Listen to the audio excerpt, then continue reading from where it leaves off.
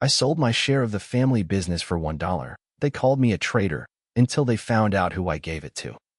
You ever stand in the middle of your childhood kitchen with the same squeaky cabinet door and the dent in the wall from where your brother threw a fork when he was 12 and realize you don't belong there anymore? That was me. Last Thanksgiving, I was holding a half-warm beer, nodding through some story Uncle Paul had told 20 times, while everyone pretended not to be watching the game on mute. My dad, Jameson Caldwell Sr., sat at the head of the table like some rusted-out king, presiding over his crumbling empire of cranberry sauce and generational disappointment. They didn't know I was about to sell my share of Caldwell Freight and Timber for $1. And they sure as hell didn't know who I was giving it to. We were the Caldwells of Oak Ridge County, third generation. My grandfather built the business with 2 trucks and a handshake in 1962. My dad expanded it into a regional powerhouse. And I? Well, I was supposed to be the heir. Until I wasn't. You gonna say the blessing, Junior? My dad barked. I winced. 41 years old, and he still called me Junior. Not Ryan. Not RJ. Just Junior. Like my only achievement in life was being his namesake. I cleared my throat, muttered something about gratitude, and avoided eye contact. When the prayer ended, I caught my cousin Mark grinning at me. He always did that thing where he smiled like he knew something you didn't. Heard you've been talking to lawyers, he said casually, spooning mashed potatoes onto his plate. Selling your share? Huh? The room froze. Dad's knife paused mid-carve. My sister Olivia blinked. Aunt Karen let her wine glass hover an inch from her mouth. Mark kept chewing. I took a sip of beer. Yep, that true. Dad asked, low and slow. I nodded. Finalized last week. You're joking, Olivia whispered. Why wouldn't you tell us? I looked at her. At all of them. Because it was never ours, not really. It was his. His? Who the hell is his? Dad demanded. And that was when I said it. Luis Navarro. It was like I dropped a live grenade on the table. Mark coughed. Olivia actually gasped. Aunt Karen muttered, You didn't, like I just confessed to arson. My dad stood up, slow, deliberate. He had that look, the same one he gave me when I was 16 and wrecked the company truck. That warehouse rat? That janitor. He's our logistics manager now, I replied. I don't give a damn what he is. You sold your stake to a Navarro. I set my beer down. Yeah, for $1. He lunged. Not a punch, exactly, but he grabbed my collar, shoved me back into the wall where the old dent was. Fitting, really. You ungrateful little shit. This company is your bloodline. No, I said calmly. This company was a leash. He let go. Turned to the rest of them. Do you hear this? This boy would rather give our legacy to some brown nobody than keep it in the family. And there it was. The line that had always been there, just under the surface. Racism, classism, ego. Baked into every boardroom meeting, every promotion denied to Luis, every joke told behind closed doors. I looked around at my family and realized they didn't know a damn thing about me. Never had. They knew the role I played. The dutiful son. The clean-shaven golden boy. But not me. Luis is the only person in that company who shows up early, stays late, and actually gives a damn about the people working there. Olivia spoke, her voice brittle. He's not family. I smiled. He is now. They erupted. All of them. Voices overlapping. Accusations flying. Mark said I was ruining the business. Aunt Karen said I needed therapy. Dad just kept shouting the word traitor. I let them yell. Let them spit and curse and call me every name in the book. Because the papers were signed. The deal was done. And there was no taking it back. But deep in my chest, past the fear and the fury and the old childhood guilt, something else was there. Relief. Because for the first time in my life, I wasn't playing their game. I was writing my own rules. And I was just getting started. 3 days after the dinner explosion, I was sitting in Luis Navarro's modest kitchen, drinking coffee that tasted like burned almonds and burnt bridges. He hadn't wanted to take the deal. Not at first. You're out of your damn mind, he said, arms crossed, standing stiff in a grease-stained t-shirt and paint-flecked jeans. You sell me your stake, Jameson Sr. will set your entire bloodline on fire. I smiled into my mug. Then I guess we better bring marshmallows. Luis didn't laugh. He never did when he was worried. We'd been friends for years. Quietly. Secretly, even. Because in my family, you didn't cross social lines. You didn't sit with the guy who clocked in through the back door. But Luis was different. He listened. Thought before he spoke. And he never flinched when I told him things that would have made my own brother look away. I'm not taking your charity, he said finally, leaning back against the counter. It's not charity. It's justice. He narrowed his eyes. That company was built by your grandfather. It was built on the backs of men like yours. My granddad didn't do a single delivery run without Manuel Navarro on the road beside him. And Dad made damn sure no one with your last name ever got near the boardroom. He looked away, jaw tense. I stood, walked to the window. The sun was low, casting that late autumn gold across the backyard. Kids' bikes on the grass. A half-built treehouse. Real-life stuff. You're the only one who cares about the crew. You know the routes, the margins, the bottlenecks. You built that new logistics software with your own damn hands. You're already doing the job, Luis. I'm just giving you the title. He was quiet for a long time.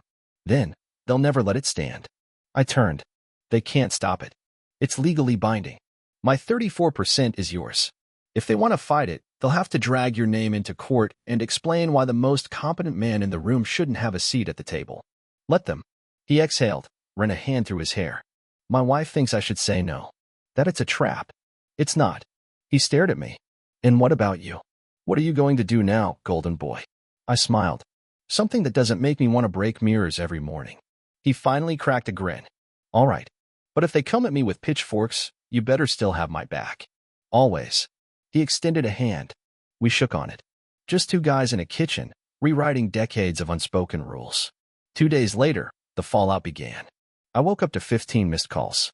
Mark, Dad, Olivia, even the family lawyer. I didn't answer a single one. But the message from Dad stood out. You think this is over? You started a war. He wasn't wrong.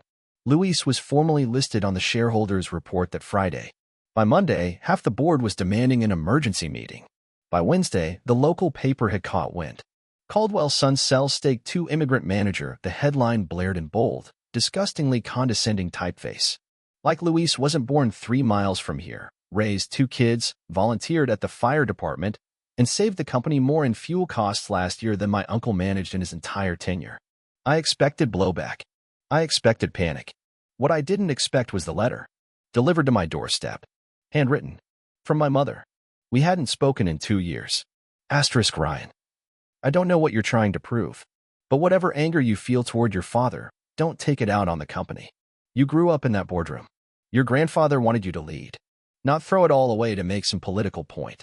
Please, think of the family. Think of your legacy. Mom asterisk. I stared at that last line for a long time. My legacy. As if it was some trophy I dropped on purpose. I folded the letter, tucked it into the junk drawer, and poured myself a drink. Then I called Luis. You ready for the firestorm?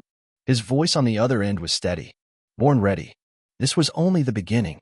The emergency board meeting was held in the conference room my grandfather designed himself, oak-paneled walls, taxidermy buck above the whiteboard, and a faint smell of cigar smoke soaked into the carpet. Luis sat at the far end of the table in a crisp suit that still had the tag creased on the sleeve. His hands were folded, his face unreadable, but I could see the tightness in his jaw. I wasn't in the room. They didn't invite me. Not officially. But Luis asked me to come early. So I waited in the hallway, just outside the frosted glass doors, hearing every raised voice through the thin pane. Mark, you can't be serious. This is a joke, right? Olivia, he doesn't belong at this table. Luis, calm and low. I have 34% voting authority. Legally, I'm not only allowed to be here. I have the right to speak. Dad, you don't speak. You listen. You sit there, and you keep your mouth shut while we fix the damn mess Junior made. I pressed my palms against the wall, breathing slow. Luis wasn't there to fight. He was there to learn, to watch them show their true colors. And boy, did they deliver. Uncle Ron said the word quota. Aunt Karen questioned Luis's education. Someone mentioned optics, like the company was a marketing brand, not a business built on blue-collar labor. And then came the real kicker. Dad, voice booming. This isn't about race. It's about tradition. Luis, no. It's about power. And the fear of losing it. Silence. Then chairs scraping, people muttering. And finally, Luis again. I'm not here to burn it down. I'm here to make it better. But I won't do it by kissing the ring. The door burst open. Mark stormed out, red-faced. Olivia followed, tears in her eyes. And then Dad walked out. Saw me. Froze. You hiding out here like a coward? Just didn't want to disrupt the coronation, I replied. He stepped closer. Lowered his voice. This will destroy us. No, Dad. This might actually save us. His lip curled. You were born into this. You don't get to walk away and hand it off to a stranger. He's not a stranger. He's the only one who remembers the names of every warehouse worker, every driver, every mechanic. He knows their birthdays. You know how many years Mark worked here before Luis? 5. And how many did he spend in the actual field? He didn't answer. I stared him down. Luis earned every damn inch of this. And you know it. He shoved past me. Don't come crying when it all falls apart. The rest of the board filed out. Most didn't look at me. A few offered forced nods. One of the older partners, a guy named Sid, actually paused. Your granddad wouldn't have liked this, he said. No, I said. But maybe you should have. He didn't reply. Just walked on. Luis came out last. He loosened his tie, let out a long breath. They're scared, he said. Good. Let them sweat. They want to vote to limit minority shareholders from holding executive roles. It'll go to legal. Let it. We walked outside together, the cool air a shock to the system. Luis looked up at the sky, then at me. You know they're going to smear me. Yeah. Use every dirty trick in the book. Probably. He paused. Worth it. I nodded. Hell yes. The first news piece hit 2 days later. Anonymous sources. Claims Luis doctored logistics reports. That he had an inappropriate relationship with a junior employee. False. Every word of it. But it didn't matter. The headline stuck. Luis called me that night. My wife is scared. I didn't hesitate. Come over. Bring the kids. They did. We made spaghetti. Played board games with his daughters. Laughed until almost midnight. But under it all, I could feel the weight pressing in. The war had started. And the gloves were coming off. The first time they tried to break Luis legally, they used my own signature against him. A cease and desist arrived by courier the following Monday. Thick packet, legalese dripping off every page. They claimed my sale violated the shareholder agreement, a clause buried deep in the appendix about undue transfer of interest. Translation: they were desperate. Luis handed me the envelope in my driveway, expression unreadable. They're calling it an illegal dilution of brand authority, he said. I called a lawyer. A real one. I opened the packet, skimmed the highlights. Their argument was weak. Predictable. But still dangerous if you didn't know how to fight it. I leaned on the hood of my truck. They're betting you don't have the stomach to drag this out.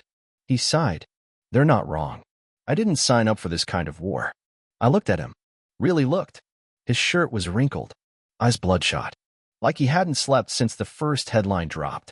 Luis, you signed up the moment you started caring more about people than power. That terrifies them. And terrified men make reckless enemies. He let out a dry chuckle. Didn't think boardroom politics would feel this much like trench warfare. Worse. In trenches, at least you can see who's shooting at you. That night, I went digging. I spent 4 hours combing through every amendment, every board memo, every old email chain between the family lawyer and my dad. And there it was, tucked in a memo from 2003. My grandfather had installed a provision specifically allowing shareholders to gift or sell their stake to any person with 5 or more years of service in the company. No restrictions. No exceptions. Luis had 11. I called our new lawyer Luis's guy. A sharp woman named Frances who sounded like she chewed board members for breakfast. She read the clause, then laughed. This is gold. We'll file a motion to dismiss by Friday. Let them choke on their own legacy. I hung up, feeling the tight coil in my chest loosen for the first time in weeks. Until Olivia called. You really hate us that much, she said, voice trembling. I was stunned silent. She never called. Liv. You're tearing everything down. You sold us out. For what? I walked outside. Stars overhead, cold night air in my lungs. I didn't sell you out. I stopped enabling the lie. He doesn't belong there. Then maybe you should ask why he was the only one who ever treated the janitor like a human being. Or remembered the warehouse crew's names. Or showed up at Carla's funeral. You remember Carla, right?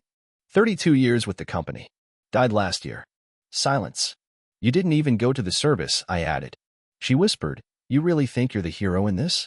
No. I think I'm the cleanup crew. She hung up. Luis was getting death threats by Thursday. Someone spray-painted Traitor on his garage door. Another anonymous note in his mailbox read, go back where you came from. Oak Ridge was showing its teeth. I invited him and his family to stay with me for a few days. My place had cameras, a fence, and a sense of safety. His wife cried when they arrived. Not big sobs. Just quiet, exhausted tears that leaked down her face as she unpacked their daughter's toothbrushes. That night, Luis and I sat on the back porch. Whiskey between us. Crickets in the dark. They want me to walk away, he said. Of course they do. It'd be easier. Safer. But it wouldn't be right. He looked at me. Do you ever miss it?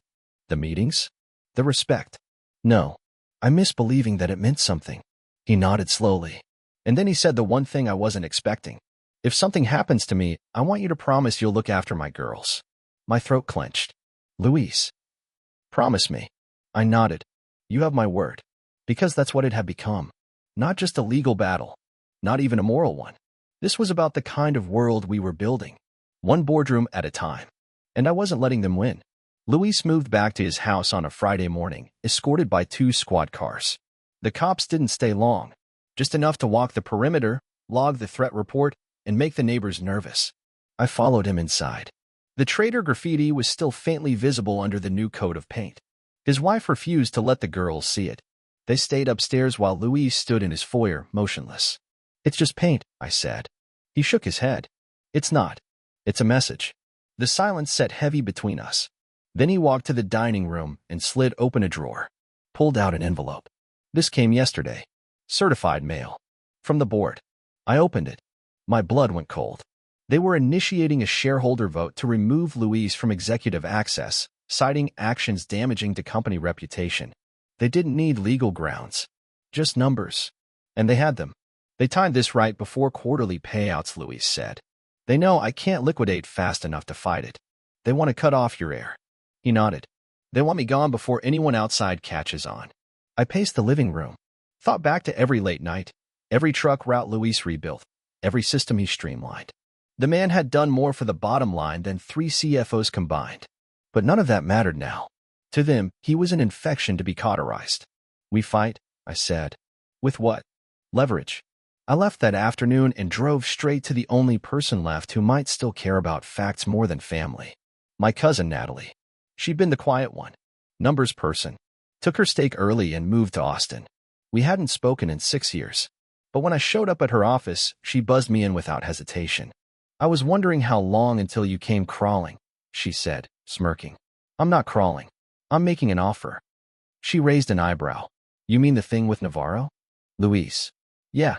And you gave him your shares. Bold. Suicidal. Honest.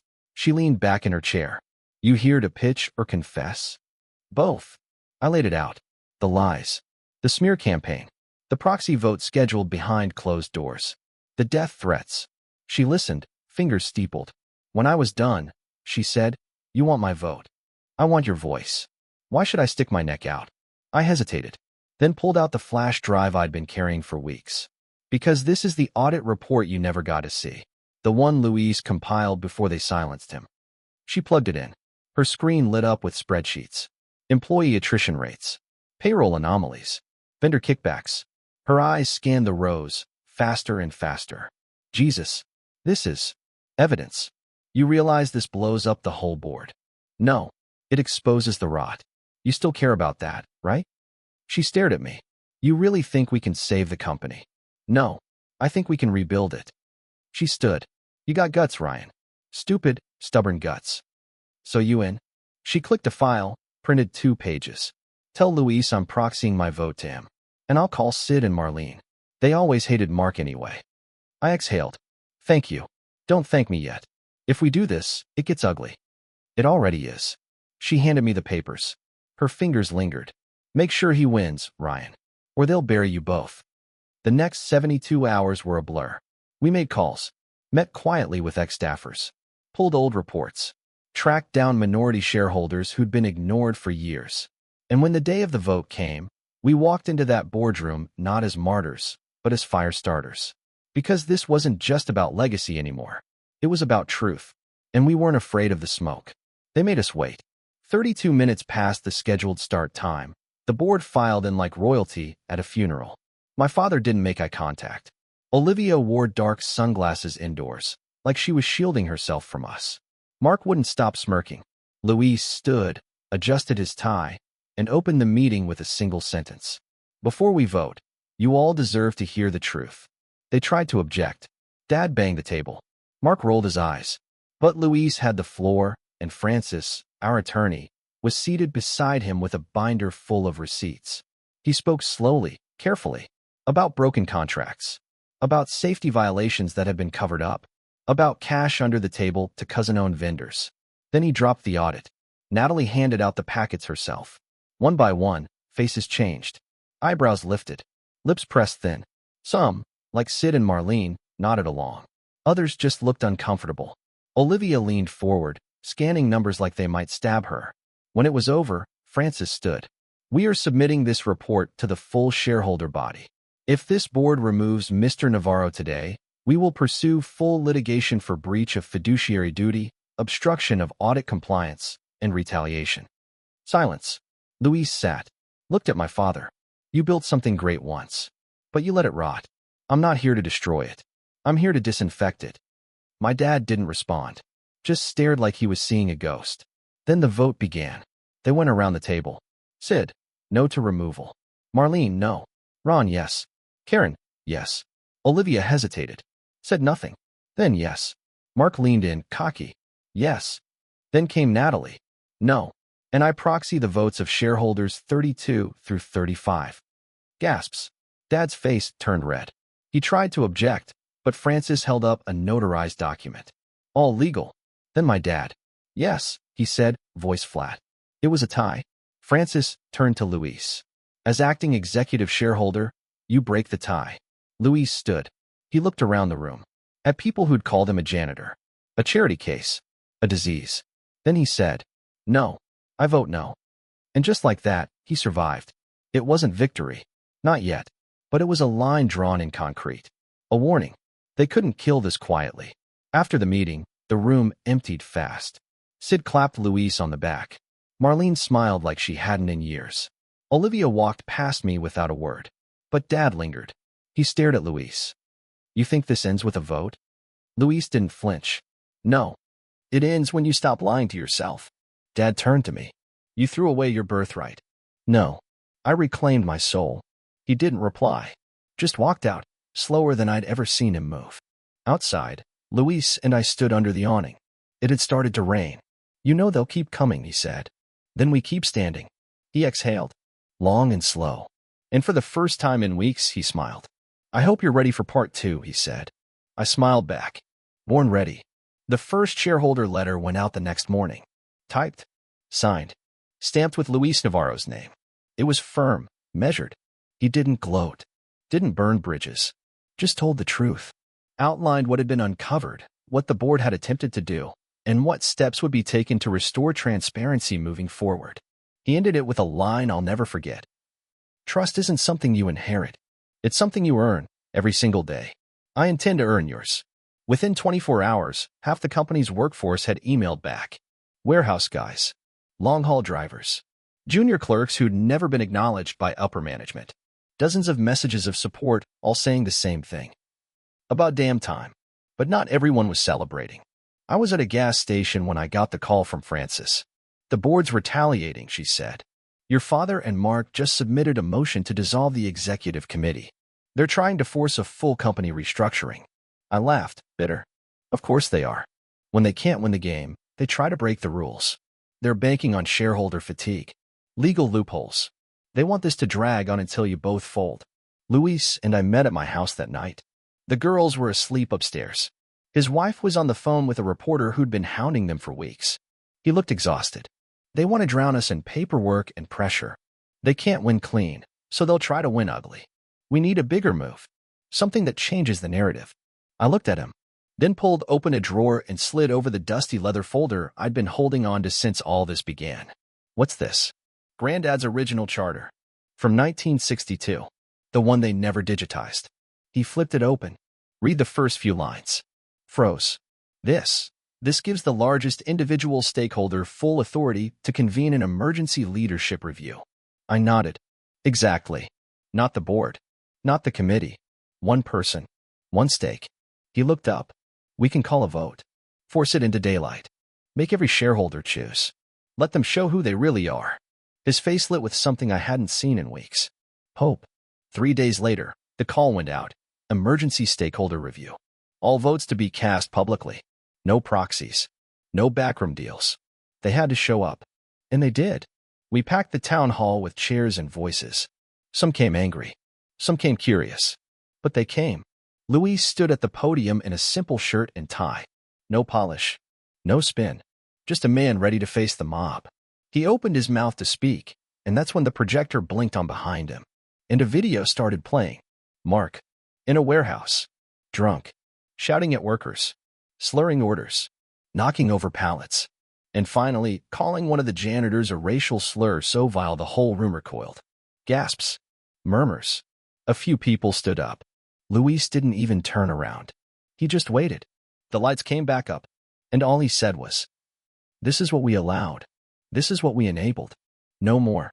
Then he walked off the stage, and the votes began. It took 4 hours to count the votes. Frances sat near the front, phone pressed to her ear, tracking tallies as they came in. Luis paced. I sat still. Couldn't speak. Could barely breathe. Halfway through, Olivia stood up and walked out. Mark tried to follow her, but a shareholder grabbed his arm and told him to sit down. He did. Jaw clenched, eyes dead. My father never came. At 6:42 p.m., Frances turned around and gave a single nod. Luis had won. Not just by a slim margin.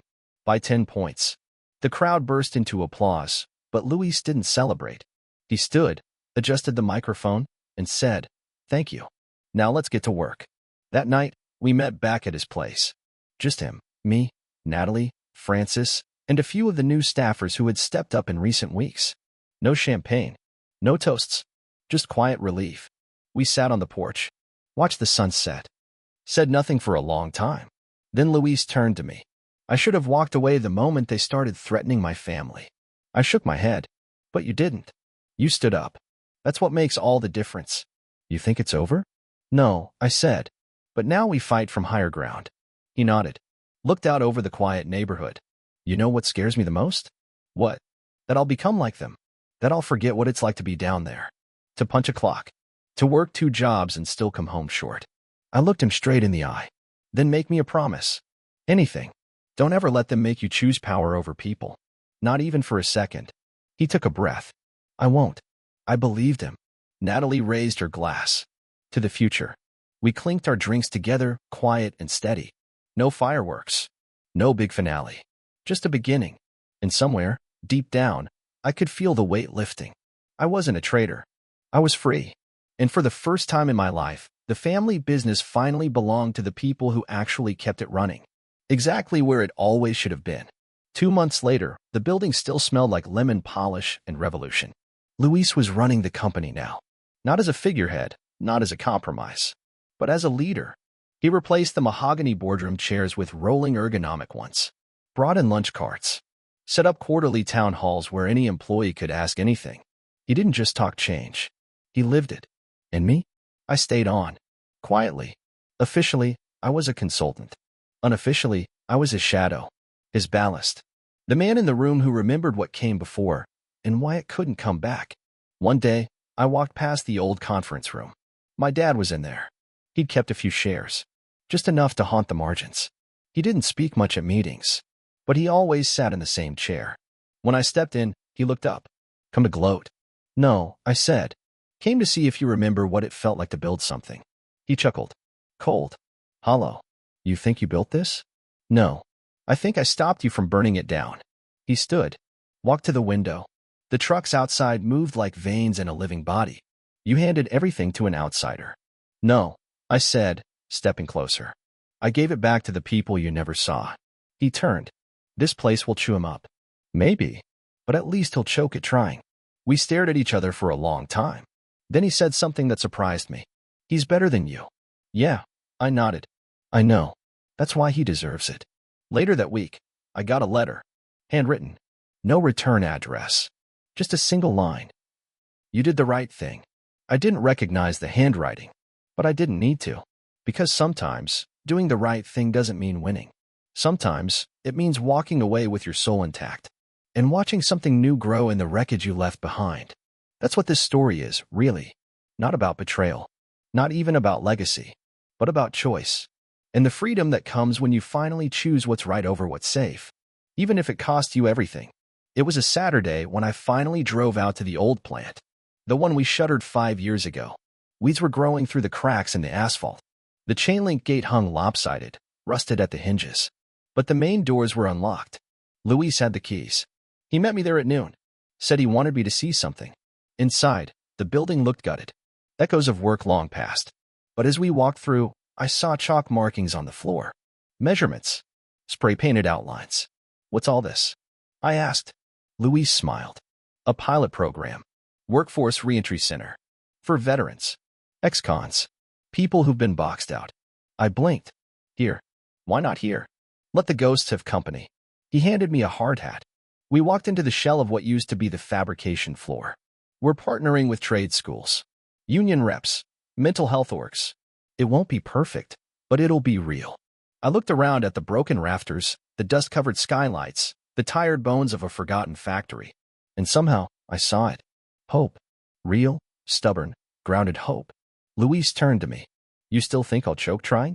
I laughed. I think you'll make the machine choke on its own rules. He grinned. Then maybe we both did the right thing. We stood there a while. No words. Just the hum of distant traffic and the creak of settling metal.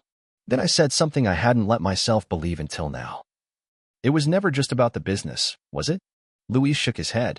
It was about who gets to dream, and who always gets told to wait. I looked up through the cracked glass ceiling, and I swear to God, I saw it start to fall away.